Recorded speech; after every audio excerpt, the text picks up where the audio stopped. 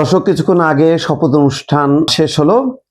4টার দিকে শপথ নিয়েছেন প্রধানমন্ত্রী হিসেবে তারেক রহমান এবং তারপর মন্ত্রী, তারপর প্রতিমন্ত্রী, সব মিলিয়ে মন্ত্রিসভা 49 সদস্যের ঢাউস মন্ত্রিসভা বলা যায়।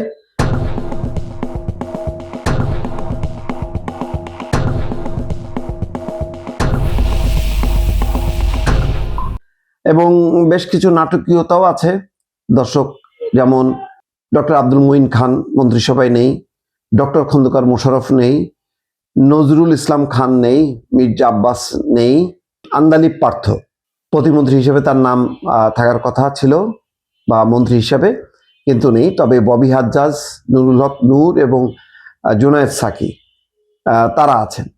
উল্লেখযোগ্য বিষয় হলো, এই শপথের আগে, শপথ অনুষ্ঠানের আগে একদিনে গত পরশু তারেক রহমান গিয়েছিলেন জামাতের আমিরের সাথে সৌজন্য সাক্ষাৎ করতে এবং নাহিদ ইসলামের বাসায় গেছেন চরমোনাই পীর বাসায়।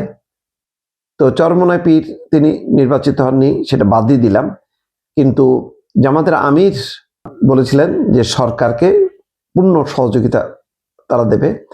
নাহিদ ইসলামও তাই বলেছিল, কিন্তু দেখা গেল আজকে সরকারের শপথ অনুষ্ঠান অর্থাৎ মন্ত্রিসভার শপথ অনুষ্ঠানে তারা বর্জন করেছে। এই বর্জনের কারণ হয়তো এমন যে দ্বিতীয় শপথ বিএনপি নেয়নি, যেখানে জামাত এবং এনসিপি সংবিধান সংস্কার পরিষদের সদস্য হিসেবে বা গণপরিষদের সদস্য হিসেবে শপথ নিয়েছেন জামাত এবং এনসিপির সদস্যরা, সেখানে বিএনপি নেয়নি।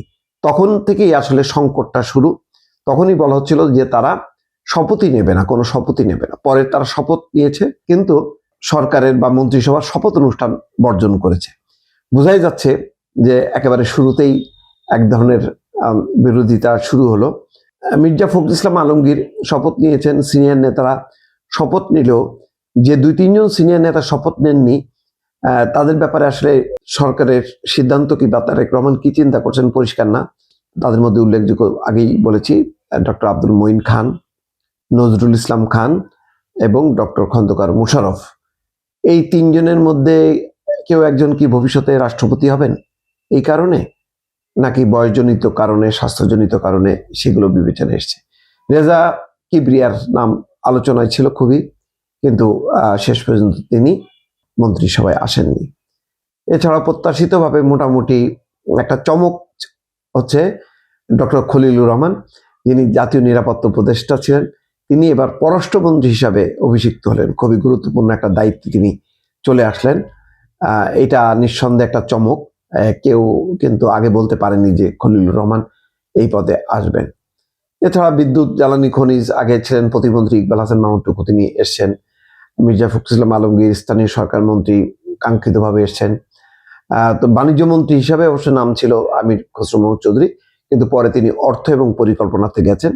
বাণিজ্য মন্ত্রী মানে খুব পরিচিত কেউ নন, তারপরে গুরুত্বপূর্ণ একজন এই দায়িত্ব দেওয়া হয়েছে। তো এইভাবে মোটামুটি একটা কম্বিনেশন করা হয়েছে।